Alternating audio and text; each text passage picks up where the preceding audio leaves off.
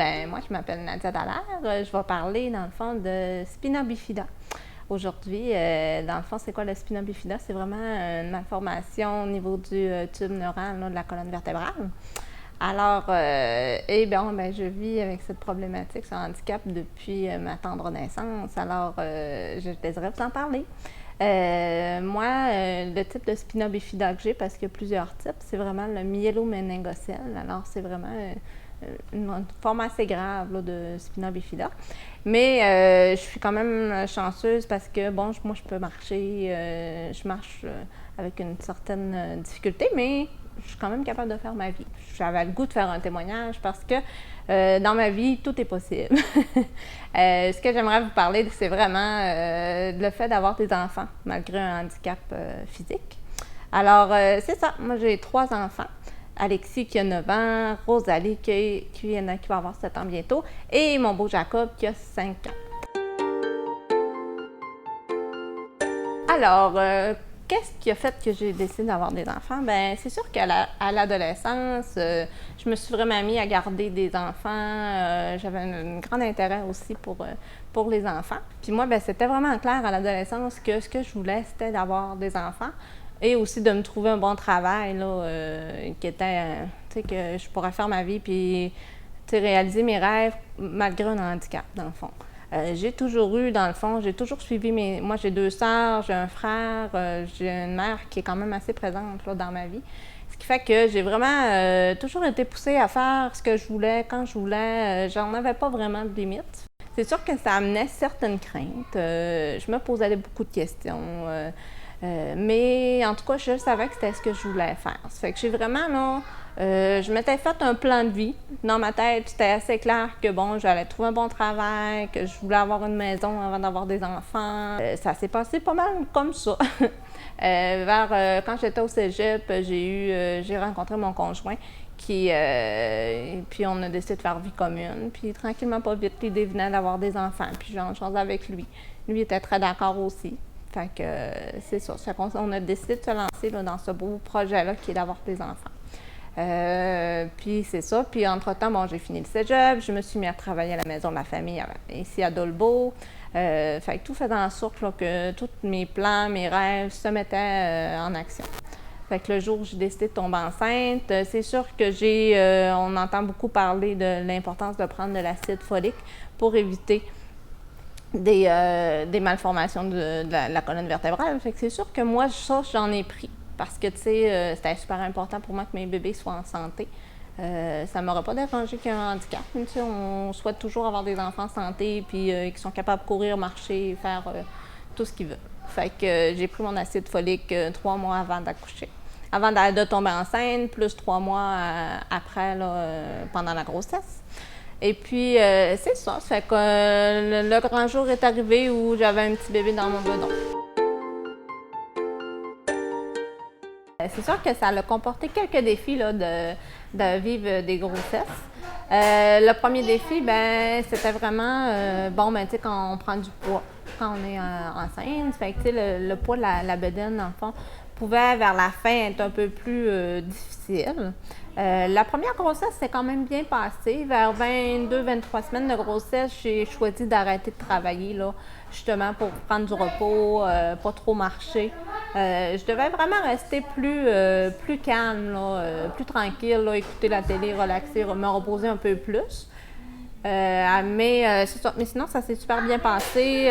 Il y a juste que j'ai dû accoucher, bien sûr, par césarienne, là, parce que mon dos, la position de mon bassin ne me permettait pas d'accoucher naturel. Donc, c'était des césariennes prévues. Ça s'est bien passé aussi. Là. Il n'y a pas eu de complications à ce niveau-là. Fait que c'est ça, les 3 grossesses se sont bien passées. J'ai réussi, malgré que je me posais la question de savoir si j'allais réussir à marcher tout le long de ma grossesse. J'ai réussi à marcher tout le long de ma grossesse.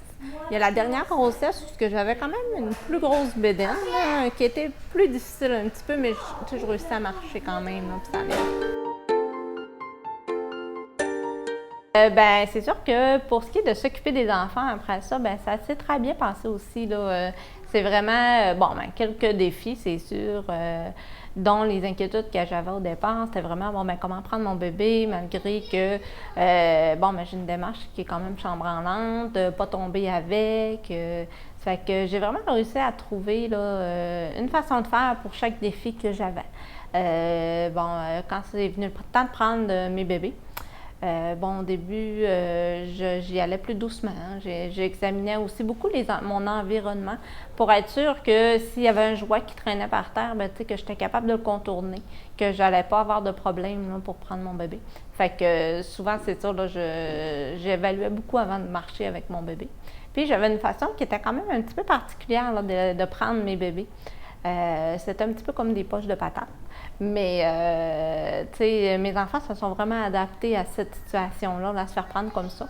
Je le voyais vraiment quand tu sais, la différence entre mes bébés et les bébés des autres. Là, quand je prenais mes bébés, ils s'installaient tout de suite la tête dans le creux de mon épaule parce qu'ils savaient que c'était comme ça que je les prenais. Ça fait que je me suis réussi à m'adapter avec ça, à utiliser plus un petit peu la poussette. Ça m'a aidé beaucoup aussi, l'utilisation de la poussette. Ça m'évitait de faire des longues distances là, avec mes bébés dans mes bras. C'est sûr que c'était plus difficile à ce niveau-là, mais avec la poussette, là, ça réglait bien des problèmes. Puis dans la maison, ben, j'avais quand même une belle... tu sais, là, j'étais capable de me débrouiller. Les bains, ça se faisait très bien. Souvent, je changeais la couche de bébé là, au sol, directement par terre, pour éviter d'avoir à rester debout trop longtemps. Fait que ça a beaucoup aidé aussi.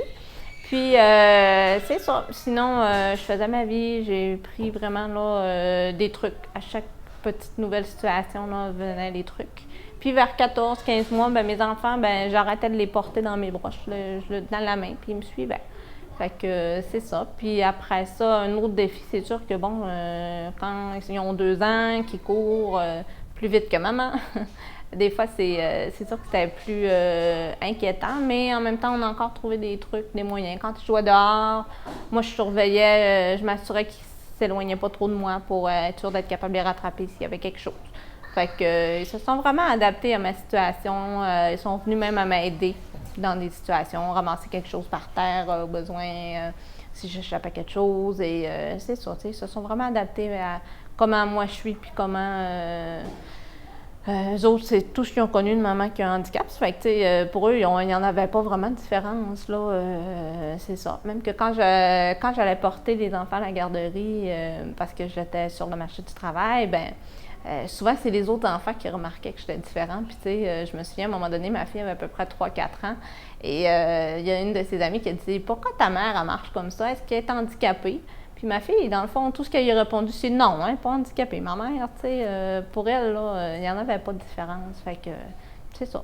Puis, bref, maintenant, c'est sûr que maintenant que mes enfants sont grands, j'ai plus beaucoup de défis parce que, tu sais, ils marchent tout seuls, j'ai pas besoin de forcer après eux autres. Fait que, tu sais, on fait nos journées là, comme toute bonne famille fait ses journées. Il n'y a plus beaucoup de différences. Là. On fait des activités aussi comme aller faire du vélo, prendre des marches, tu sais, vraiment, là, jouer ensemble, ben, tu sais, maintenant, on est capable de le faire. Là. De temps en temps, il faut que je dise non, je peux pas faire telle activité, mais c'est assez rare, là, tu sais, c'est plus des choses que je fais pas comme du patin ou des choses comme ça à l'école, là, que je fais juste pas les accompagner dans ces activités-là. Mais sinon, tu sais, je fais prendre des cours pour justement qu'ils soient capables là, de l'apprendre quand même. Tiens. Alors, ma vie au quotidien, dans le fond, c'est ça. C'est vraiment, je me lève à 6h15 le matin, on se prépare pour le travail, pour l'école. Puis aussi, mon plus jeune qui va à la garderie, là, se prépare vraiment. Tout le monde se prépare, on déjeune ensemble. Je les aide là, à ne pas manquer leur autobus. Alors, c'est ça, dans le fond, tout le monde, vers 7h15, 7h20, là, on part, puis je vais porter le plus jeune à la garderie. Je fais ma journée de travail comme tout le monde. Moi, je suis intervenante sociale, ça fait que ça me permet vraiment de faire un travail qui est adapté là, à mon handicap que j'adore. C'est ça, je travaille à 4 jours semaine aussi, ce qui fait que j'ai quand même une journée dans ma semaine qui est plus relaxe, plus mollo, ce qui me permet de prendre soin de moi un petit peu. Et c'est ça. Ça fait que là, je vais travailler. Puis le soir, ben c'est ça. Je vais chercher les enfants à l'école. Je vais à la garderie. Puis on revient à la maison. On prépare le souper. On fait la vaisselle. On fait tout le rangement qu'il faut. Puis après ça, les bains. puis les enfants se couchent. Puis souvent, c'est là que j'en profite justement pour me reposer, puis pour prendre soin de moi. C'est sûr que il y a des soirs que, bon, ça amène certains défis. Je suis plus fatiguée, des douleurs au dos, mais en général, ça va quand même bien, là. Je me repose, puis le lendemain, on recommence là, avec les enfants. Puis, ça fait que c'est ça. Fait que c'est vraiment, là, je dirais qu'un défi au quotidien, mais je me suis vraiment adaptée. Puis les enfants aussi sont adaptés. Ils font les petites affaires, puis c'est ça. Dans le fond, ça va super bien là, pour s'occuper des enfants.